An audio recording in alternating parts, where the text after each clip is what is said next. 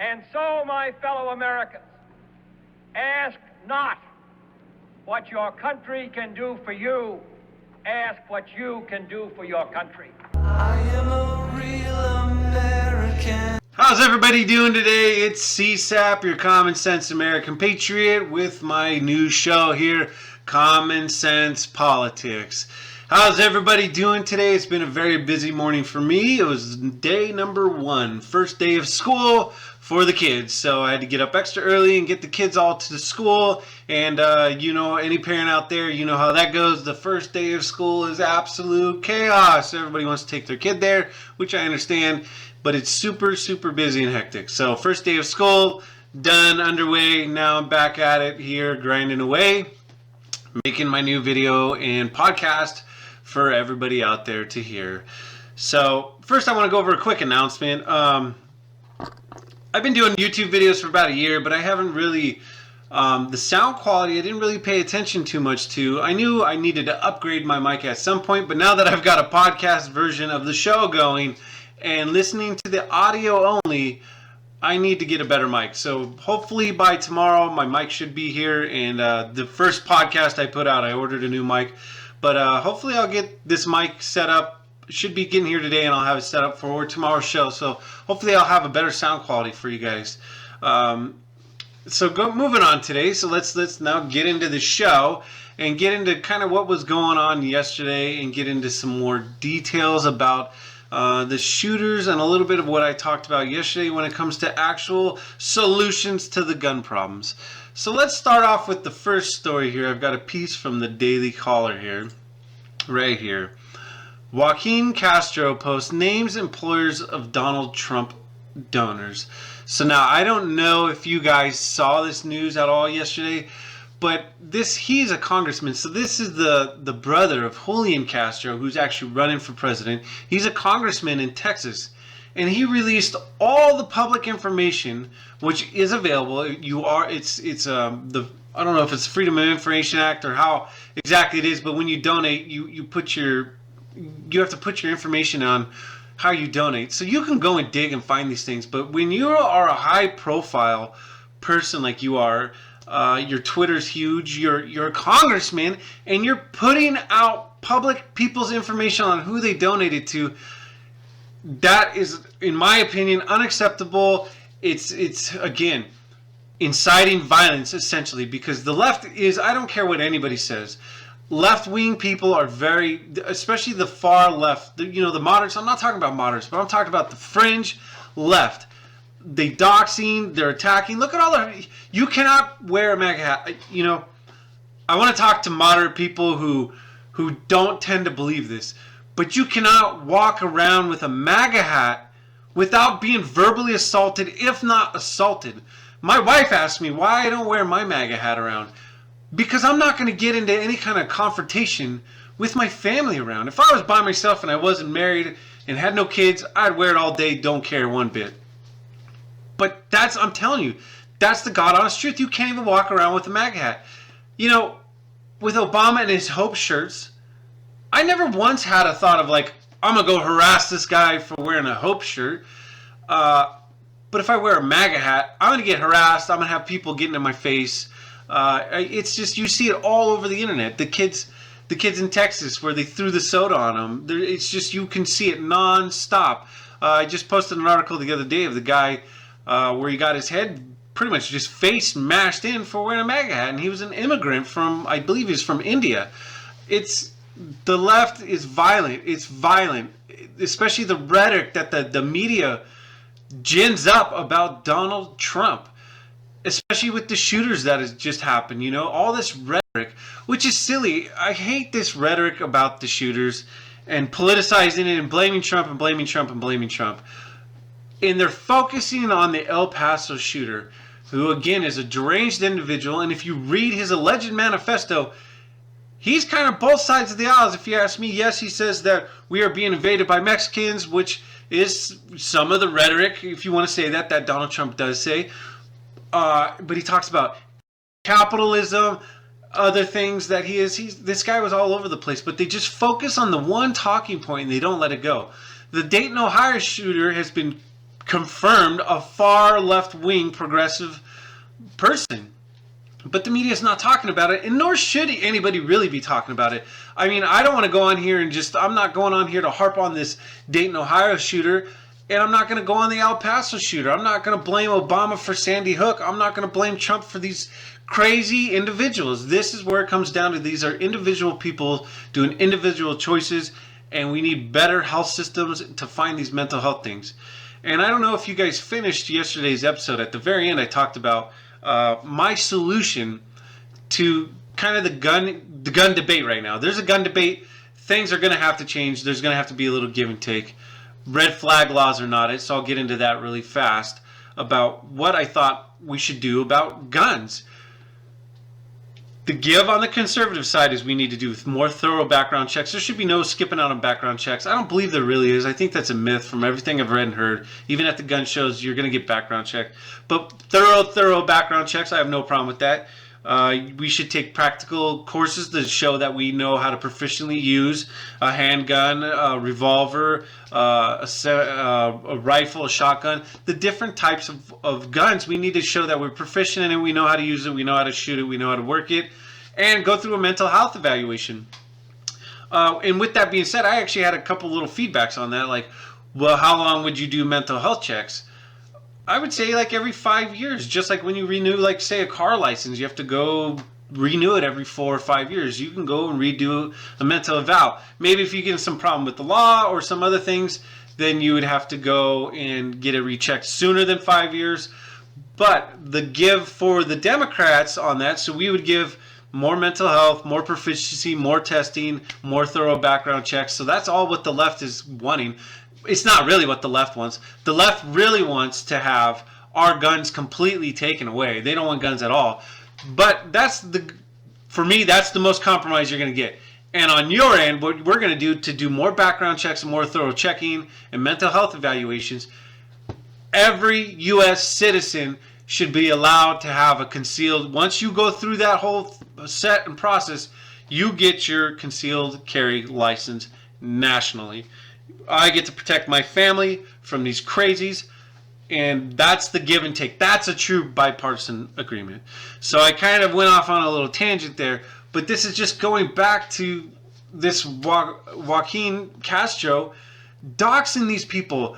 Everybody talks about Trump fueling fire. What do you think this is? That is exactly this. A Texas congressman who the whole media is jumping on this El Paso shooter, and I go back to that because they're talking about that shooter because he's allegedly a super Trump supporter, and like I said, with his manifesto, he's all over the place.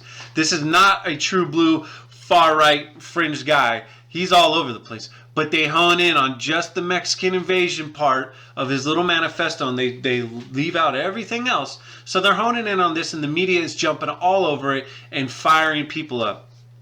So Joaquin Castro doxes all these people. I'm not going to actually show the tweet because I'm not going to have any part of doxing people and putting their information out there because it's sick. I've been doxed. I don't care, whatever. I put myself out there, but it's annoying. Like, these people have families. They just like all these going to politicians' houses. I don't agree with that either. Leave them alone at their home. They're home with their family. When they're out in public, that's a different story. But when you're going to people's homes and harassing them, I mean, you're putting people in jeopardy, especially right now. The tensions are super high. So for you to go out and dox these people, put their home information, where they live, everything about them, their businesses, that's disgusting, and you know what you're doing. You want to talk about inciting violence, that's exactly what you are doing here, and it's disgraceful and disgusting, and I agree. I think you should resign for this. This is not a congressional thing. Work on helping people. This is what makes me so mad, and this is why nobody likes Congress. Help the people. You're not helping anybody. All you're doing is stoking flames, making things worse. Like I just talked about my gun proposal, what I think should happen. That's a true blue bipartisan agreement. That's trying to help both sides of the aisles. Both sides want something, not just, oh, we're going to red flag laws and come take American citizens' property, their guns. No, that's a true blue bipartisan agreement. And that's why Congress approval rating is just absolutely in the dumps, is because you guys are not really out there for the people. All you're out there to do is try to stoke the flames and divide us even more, which is asinine, and I believe you should be gone, and it's sickening that you would actually dox people and put their information out there. So moving on to the next story, that just makes me mad. Sorry, I'm a very passionate person. It's been kind of, my past few shows have been a little somber because we've been talking about the gun violence, which is disgusting. But Joaquin Castro, you are disgusting. You are a terrible congressperson. That's why Congress numbers are in the gutter and you need out. You're part of the swamp, dividing people, inciting violence. You talk about Trump, but it's you. The next story I want to go into is the New York Times. Again, just the fakeness of the left in the media. So let me show you, I'm going to show you some pictures here of the New York Times and what they put out and now what they're trying to do and what they're trying to cover up. So yesterday's front page paper, here we go here. This was the front page paper. See if I can zoom in on it. Yep, here we go. Trump urges unity versus racism. That's exactly what Trump said.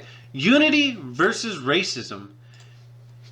And the New York Times goes and changes their paper. Let me show you what they changed it to after that. So that's what Trump actually came out and said. He said we need unity, not racism. We need to come together, not be racist. He called out white supremacists, which I don't even think this really had anything to do with it. These shootings didn't really have anything to do with it.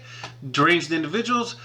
But the New York Times, after being bombarded and attacked by left-wing candidates, Beto, Kamala Harris, about saying that Trump that's exactly what he said, now they come out and change it because God forbid they tell the truth and say what Trump really said.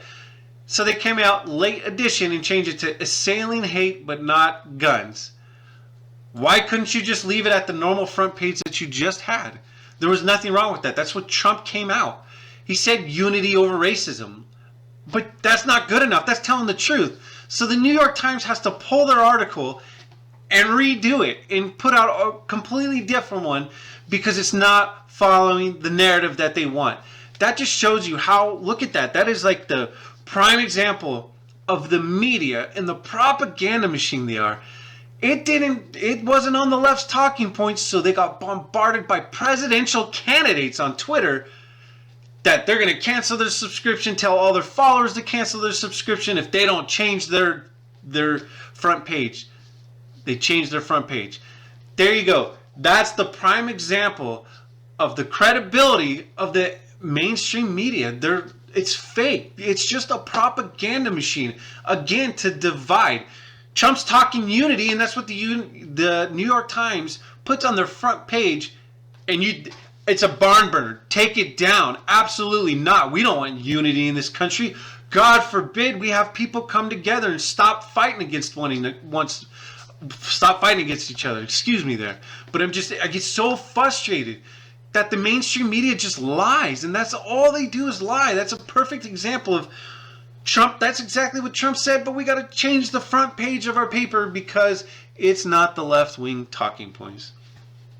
Now I want to move on to the next kind of big kind of news, and just it's more on the gun violence and just Beto just pushing narratives and everything. So I've got a little cut here. I did a little minute cut of Beto just talking, and I'm going to stop it and talk a little bit about it. But it's absolutely just disgusting what this guy talks about here. Then to say that this is the same man who called white nationalists and Klansmen and neo-Nazis very fine people. During an administration where you have a president who's called Mexicans rapists and criminals, though Mexican immigrants commit crimes at a far lower rate than those born here in the country, he has tried to make us afraid of them to some real effect and nobody consequence. Is afraid attempting to ban all Muslims culture from this country. The day that he signed that executive order, the mosque in Victoria, Texas was burned to the ground. Those chants that we heard in Greenville, North Carolina, send her back, talking about our fellow American citizens duly elected to represent their constituents in the Congress, who happen to be women of color. Omar. He is a racist, and he stokes racism. He's been calling Mexican immigrants rapists and criminals. I don't know, like, members of the press, what the Beto. Beto is just he's a sad individual. Sad individual. I mean, Beto, when are you going to come up with your own ideas? I mean, I wish it was that easy to become a conservative candidate where I could just go and bash, like Obama, just go be a presidential candidate and just talk about how racist Obama is and how just... You have no solutions. All you're just talking about is calling him a racist, a white nationalist, and stoking fears and dividing the country. That's all you are doing. Like, that whole 1 minute little tirade in every single interview, all you're talking about is Trump's a racist and Trump's this and Trump's that. Like, what solutions do you have, Beto? Like, you have nothing. That's what gets me so frustrated about these guys. What solutions do you have and are you willing to give?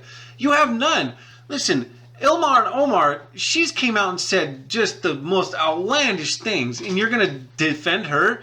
Same with calling Trump a racist and that they're murderers and rapists. You know you're taking that out of context. He's talking about like the MS-13 and the gang members that come over here, the human traffickers. You know what's going on, Beto, with the human traffickers, the rape trees, all the individuals being raped on their way over here. The drug smuggling, we're talking about opioid epidemic. 70,000 people have died from opioids in 2017. That's an epidemic. And that's all coming across through the border. That's what he's talking about. So when you sit there and do this, just because that psycho wrote, "We're being invaded by Mexicans" in his silly manifesto, you are taking everything Trump is saying out of context. We do need to stop illegal immigration. We are being over-immigrated because they're not doing it the right way in the proper channels. That's why our freeways are overpacked. That's why our school systems are failing. That's why our welfare system is just blowing up out of proportion. We can't even maintain it.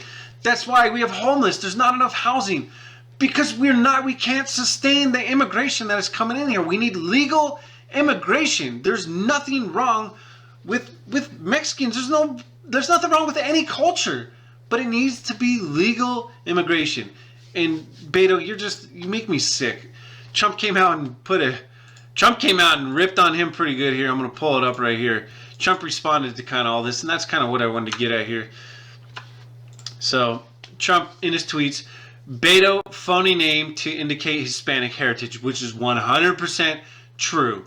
Beto is Roberto O'Rourke, who is embarrassed by my last visit to the great state of Texas, where I trounced him, which is true. Beto had like this little teeny rally, and Trump had this massive rally down in Texas.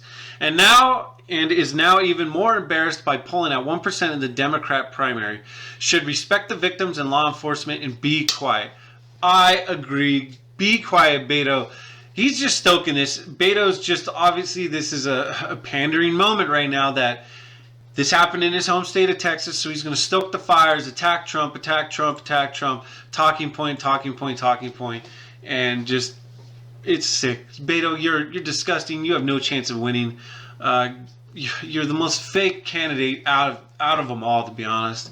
And you have no chance of winning, but go ahead and keep making yourself look like a fool. I hope the rest of the American public just sees what you're doing, and it's disgusting. So I'm done with Beto. Moving on. Next one. This. So I'll talk about a little bit of the gun violence again. So a lot of people have been saying, and I think even Trump mentioned, that video game violence is part of the problem. And I mentioned a little bit of that yesterday in my show. So check out this chart before blaming video games for gun violence in America. So before I get to the chart and show you what the chart is, I don't think it's the video games per se. I think it goes back to what I was talking about yesterday. It's just the new culture. Our kids don't get out and socialize. They go to school, come home, and play video games all day. They go to school, come home, play video games all day. On weekends, they sit and play video games all day. It's not the video games.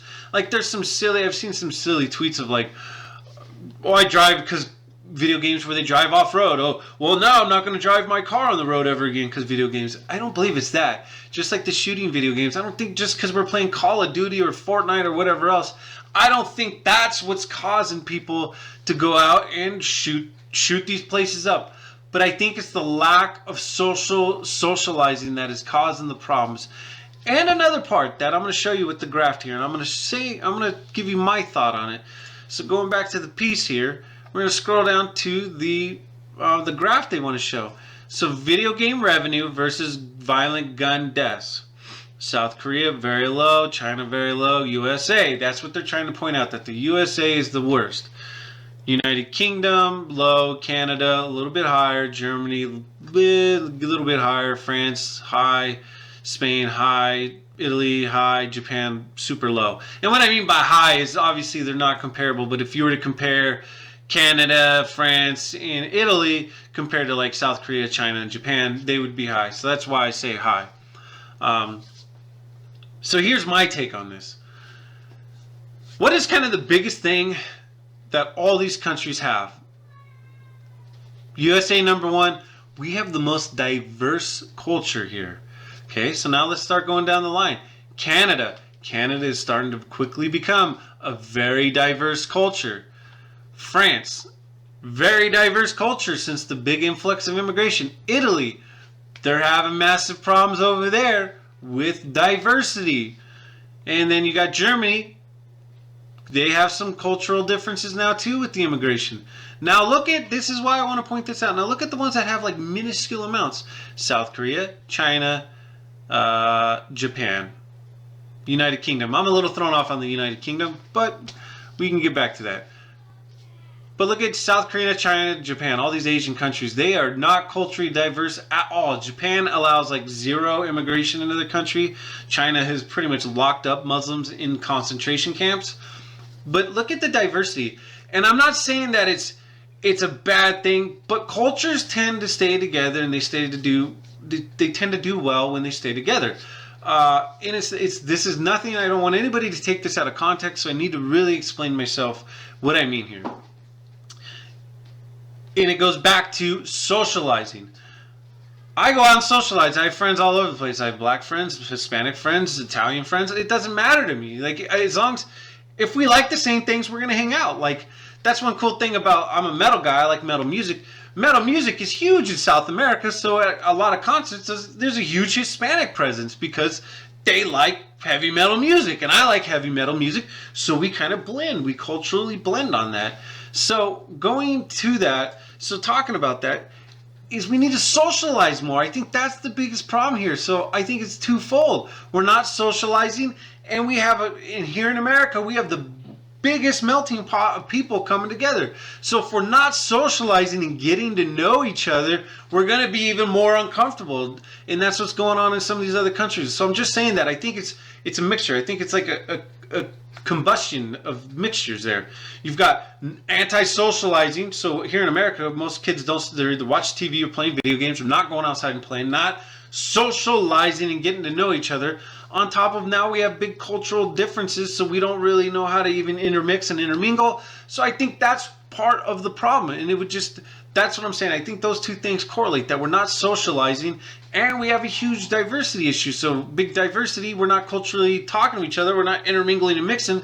So I think it's just kind of a combustion chamber, and then crazies go off like this crazy that shot up El Paso that called out Mexicans. He probably hasn't even talked to very many Hispanics in his whole life. As I pointed out on my LinkedIn yesterday, he even said he stays at home on his computer 8 hours a day, doesn't work. What kind of socializing are you doing? You're just sitting here having your mind go crazy. And so I think that's what part of it is. I don't think it's video games per se. I'm not saying that at all. I'm not saying it's diversity itself. I'm not saying it's video games itself, but I think it's antisocial mentalities and nobody getting out and speaking to one another and learning about each other and meeting people, understanding everybody, on top of video games, because you're not getting outside and meeting people. So I think that might be the combo, and I think that kind of correlates a little bit with that thing, that the more diverse countries you see, they all start peaking up a little bit. And then the countries that aren't diverse at all those Asian countries are not diverse at all, and they have very relatively super low numbers. So I just think that's where it is. I'm not blaming the video games.